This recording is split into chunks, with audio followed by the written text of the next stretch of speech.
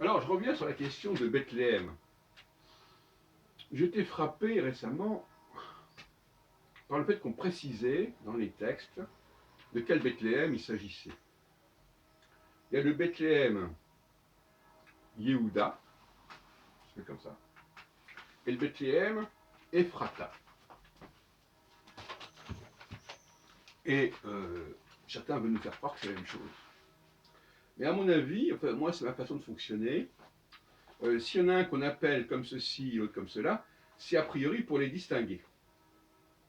Donc dans Michée, on nous parle d'un Bethléem Ephrata, et que le Messie, enfin le Moshel, puisque c'est comme ça qu'il l'appelle, chapitre 5 de Michée, et toi Bethléem Ephrata, qui est petite parmi les villes de Juda, de toi sortira pour moi celui qui dominera sur Israël.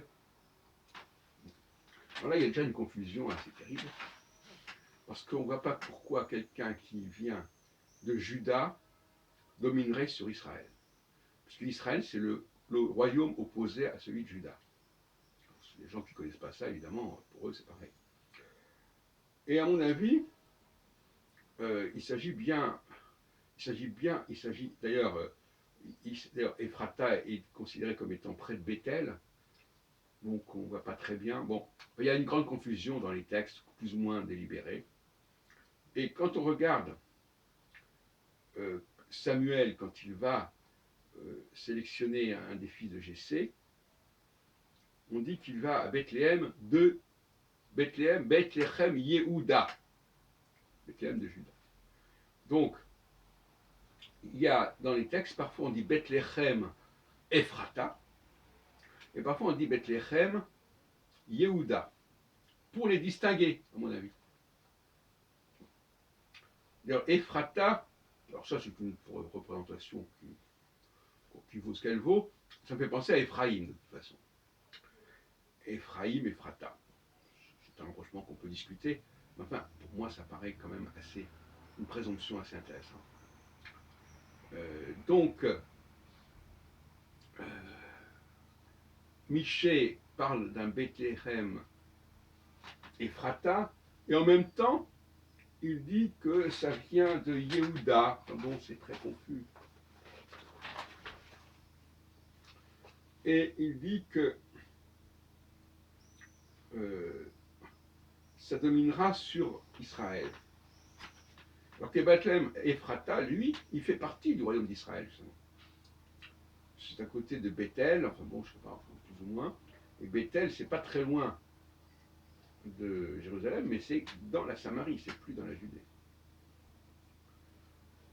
Alors, il y a une troisième théorie qui a été exposée par un Israélien, qui voudrait placer Bethléem au nord de Nazareth. Et il explique que bon, bah, si Marie devait accoucher, elle n'a pas pu franchir 150 km, c'est complètement fou. Alors que Bethléem, au-dessus de Nazareth, c'est pas loin. Voilà où on en est par rapport à Bethléem. Alors j'en profite pour dire à propos de Marie que elle est censée avoir eu un enfant, dans une certaine partie du chapitre 1er de Matthieu, parce que c'est aussi très confus, avec un être qui n'est pas humain en quelque sorte. Et alors, j'écoute Arnaud Dumouche, qui nous parle des fils de Dieu, etc. Et il dit ce sont peut-être des anges. Alors c'est curieux, il fait tout un exposé là-dessus, et il ne parle pas de la naissance de Jésus. Pour la naissance de Jésus, c'est justement un cas caractéristique de cette situation, d'une femme qui est fécondée par un ange. Donc c'est quand même assez curieux, les gens ne font pas de rapprochement, c'est bizarre. Alors, fils de Dieu, qu'est-ce que ça veut dire fils de Dieu attribué à Jésus? Pour ma part, je crois que j'en ai déjà parlé, on parle dans la Bible, on ne parle quasiment pas de fils de Dieu.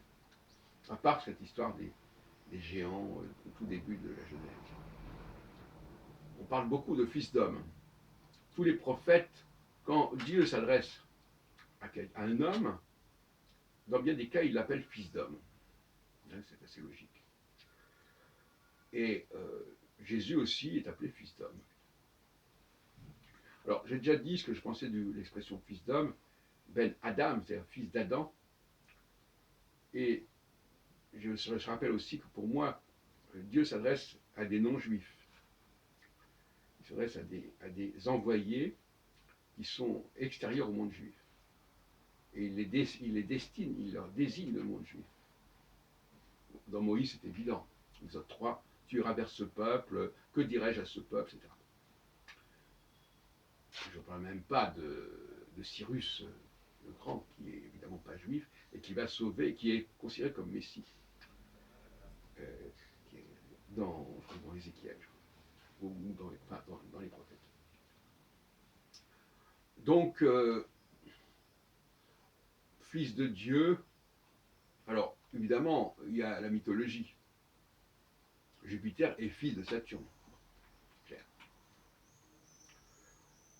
Donc je m'interroge sur l'expression fils de Dieu, qu'est-ce que ça peut vouloir dire fils d'homme, oui, bon, d'accord. Alors à ce moment-là, Jésus aurait été programmé par Dieu pour cela, pour s'adresser aux Hébreux, pour leur faire passer un nouveau message, qui réitère d'ailleurs ce que dit le Deutéronome à l'époque d'Ézéchias. Le Deutéronome, ça veut dire la nouvelle alliance. On n'a pas attendu Jésus pour parler de la nouvelle alliance, et Jérémie l'annonçait, et Ézéchias, un peu plus tard, l'annonçait comme devant se produire, et ça a donné le Deutéronome, qu'il faudrait traduire effectivement par le Nouveau Testament, le Deuxième Testament.